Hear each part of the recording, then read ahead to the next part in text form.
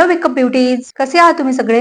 Makeup मध्ये baking, strobing, contouring आणि pigmentation असे बरेचसे शब्द आणि टर्म्स असतात जे तुमच्या मनामध्ये कन्फ्युजन क्रिएट करतात. तर या व्हिडिओमध्ये आपण अशाच काही मेकअप टर्म्स ब्रेकडाऊन करण्याचा प्रयत्न करूया आणि नवीन माझ्या फ्रेंड्स असतील ज्या मेकअप शिकत असतील किंवा ज्यांना मेकअप ट्रेंडशी अपडेट राहण्याला आवडत असेल अशा मैत्रिणींसाठी हा टर्म्स आपण आज घेऊन आलो आहे.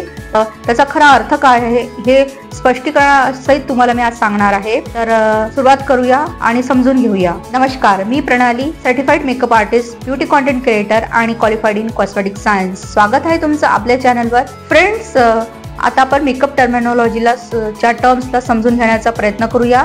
त्यातली पहिली टर्म आहे ती म्हणजे पिगमेंटेशन. पिगमेंटेशन ही टर्म दोन स्वरूपामध्ये, दोन टाईपमध्ये आपल्या समोरास येते.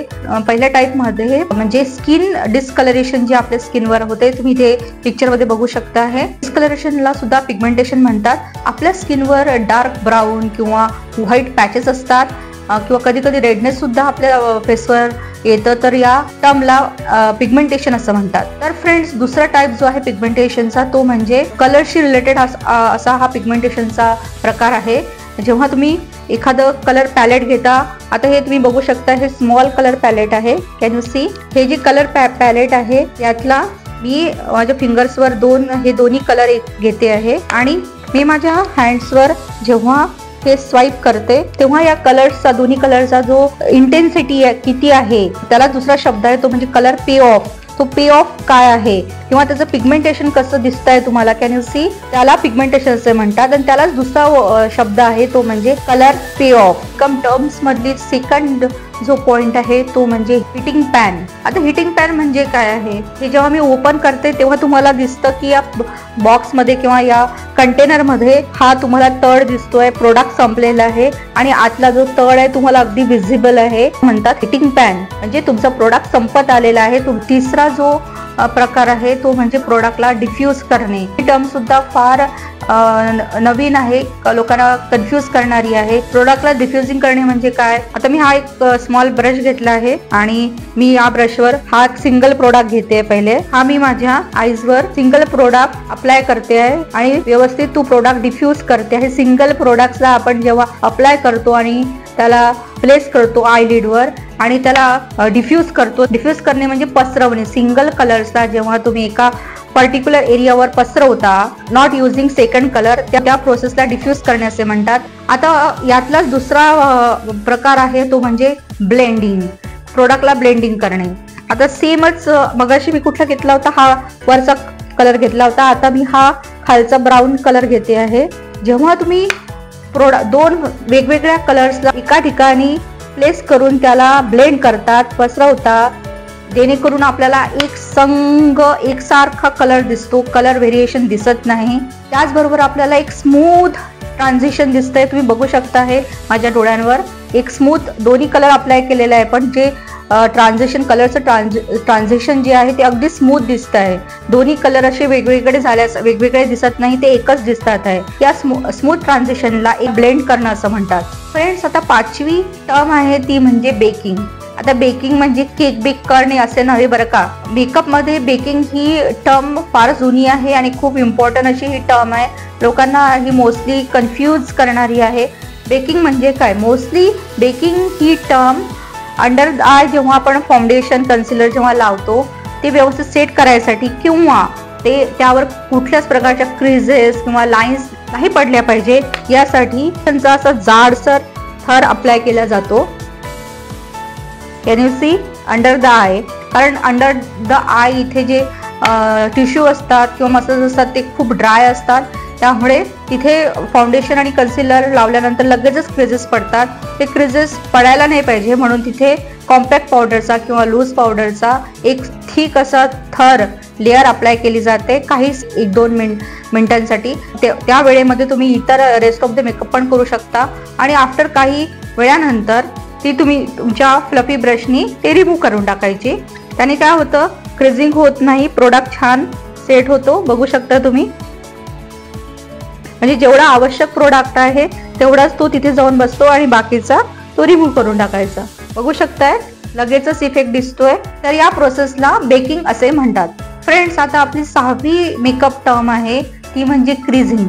मगाशी आपण बेकिंग पाहिलं, त्यात तुम्हाला बेकिंग सोबत क्रिझिंग हा शब्द पण सांगितला. तर क्रिझिंग म्हणजे काय? मोस्टली अंडर द आय आपण बघितलं, किंवा आपल्या उरलेल्या फेसवर जिथे जिथे आपण फाउंडेशन किंवा कन्सिलर लावतो ते त्या स्किनच्या सरफेसवर पोअर्स असल्यामुळे किंवा एन्व्हायरमेंटल कंडिशनमुळे किंवा वातावरणामुळे किंवा तुमच्या बॉडीच्या हीटमुळे ते तिथे एक्युम्युलेट होतं किंवा तिथे जमा होतं आणि तिथे सुरकुत्या किंवा फाईन लाईन्स पडतात. आणि त्या फाईन लाईन्स किंवा सुरकुत्या यालाच क्रिझिंग होणे असे म्हणतात. मोस्टली अंडर द आय क्रिझिंग जास्त होते आणि तुमच्या अराउंड द माउथ क्रिझिंग जास्त होते. नाकाच्या या सरफेसवर क्रिझिंग जास्त होते. तर त्याच्यासाठी काय करायचं, जर क्रिझिंग कसं अवॉइड करायचं हे जर तुम्हाला जाणून घ्यायचं असेल तर प्लीज मला कमेंट करून सांगा. फ्रेंड्स, आता आपली मेकअप टर्मिनॉलॉजी मधली 7th मेकअप टर्म आहे. खूप इम्पॉर्टंट आणि लोकांना गोंधळ आणि कन्फ्यूज करणारी अशी ही टर्म आहे, ती म्हणजे कॉन्टोरिंग. कळतच नाही कॉन्टोरिंगचा बेसिक रिझन काय आहे, कशासाठी करतात हे मोस्ट ऑफ द माझ्या फ्रेंड्सला समजत नाही किंवा कळत नाही, किंवा ती कसं करायचं हे सुद्धा जमत नाही. तर ऍक्च्युली कॉन्टोरिंग ही एक मेकअप ॲप्लिकेशनची टेक्निक आहे. तर यात काय होतं, आपण कॉन्टोरिंगचा उपयोग चेहऱ्यावरच्या आपल्या फेसवरच्या फीचर्सला, म्हणजे नाक झालं, डोळा झाला किंवा आपला गाल झाला, यांना जास्त डिफाईन, एन्हान्स, छान बनवण्याचा प्रयत्न करतो. त्यासाठी आपण काही शेड्स, फाउंडेशनचे किंवा कन्सिलरचे शेड्स यूज करतो. मोस्टली कूल अंडरटोन जे असतात प्रोडक्ट्स ते कॉन्टोरिंगसाठी वापरले जातात.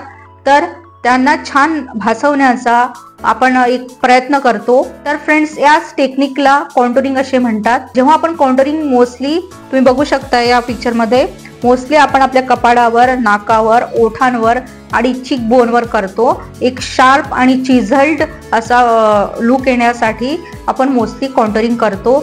आणखीन जर तुम्हाला डिटेल माहिती हवी असेल तर मला कॉमेंट करून सांगा. आणखीन एक यामध्ये पॉईंट मला ऍड करावं असं वाटेल की कॉन्टोरिंग जी टेक्निक आहे ही डिपेंड आहे तुमच्या फेस शेपवर. तुमचा फेस शेप कसा आहे त्यावर ही कॉन्टोरिंग डिपेंड असते. फ्रेंड्स, आता आपली 8वी मेकअप टर्म आहे ती म्हणजे मोनोक्रोमॅटिक मेकअप. आता मोनोक्रोमॅटिक मेकअप म्हणजे नेमकं काय? तर फ्रेंड्स, मोनो म्हणजे एक आणि क्रोमॅटिक म्हणजे रंग. तर हा सुद्धा एक मेकअपचा प्रकार आहे. या प्रकारामध्ये तुमच्या डोळ्यांना, तुमच्या लिप्सला आणि तुमच्या फेसला कलर करण्यासाठी, हायलाइट करण्यासाठी एका कलर पॅलेट मधल्या कलर्सचा यूज होतो. आता कलर पॅलेट म्हणजे काय? कलर पॅलेट म्हणजे फॉर एक्झाम्पल आपल्या कलर्समध्ये मोस्टली 3 प्रायमरी कलर्स आहेत, रेड, येलो आणि ब्लू. आपण रेड जर हा ॲज अ प्रायमरी कलर घेतला तर यापासून आपण आणखीन, आता येथे एक्झाम्पल म्हणून मी 2च कलर घेते आहे, एक पिंक कलर आणि एक मरून कलर.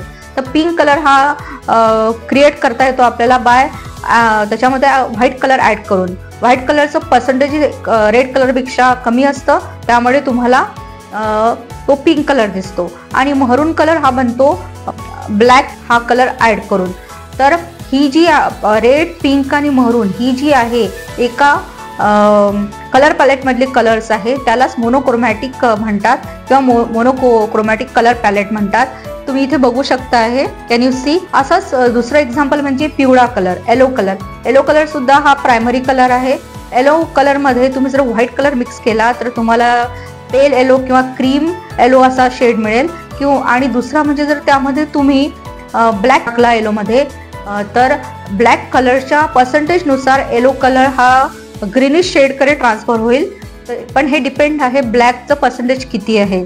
व्हाईट आणि ब्लॅक ऍड करण्याच्याच टर्मला टोन आणि शेड्स असे म्हणतात.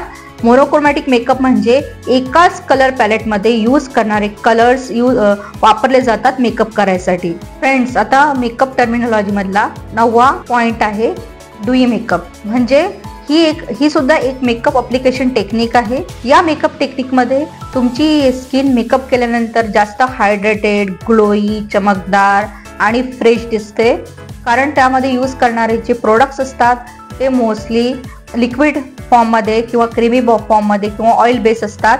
आणि या डुई मेकअपमध्ये पावडर, लूज पावडरचा किंवा कॉम्पॅक्ट पावडरचा अतिशय कमी उपयोग केला जातो. मोस्टली डुई मेकअप हा ड्राय स्किनवर खूप छान दिसतो. फ्रेंड्स, बेसिकली डुई मेकअप मध्ये जे कन्सिलर, फाउंडेशन, ब्लश, हायलायटर हे जे यूज केले जातात ते क्रीमी आणि लिक्विड फॉर्म मध्ये असतात आणि त्या प्रोडक्ट्सवरच तुमचा पूर्ण डुई मेकअप हा डिपेंड असतो. डुई मेकअपमुळे तुमची स्किन हायड्रेटेड, वेल हायड्रेटेड, चमकदार, ग्लोई आणि शायनी दिसते. त्यामुळे ओव्हरऑल मेकअप सुद्धा खूप छान दिसतो. तर फ्रेंड्स, मेकअप टर्मिनॉलॉजी मधला last but not the list अशी टर्म आहे ती म्हणजे मॅट मेकअप. मॅट मेकअप ही सुद्धा एक मेकअप अप्लिकेशन टेक्निक आहे, प्रकार आहे. आणि हा मॅट मेकअप ही जी टेक्निक आहे ही टोटली अपोजिट आहे डुई मेकअप पेक्षा. तर काय होतं याच्यामध्ये, मॅट मेकअप मध्ये जे प्रोडक्ट्स यूज केले जातात ते टोटली मॅट फिनिश असतात. या मेकअप मध्ये कुठल्याही प्रकारचा ग्लोई किंवा चमकदार असे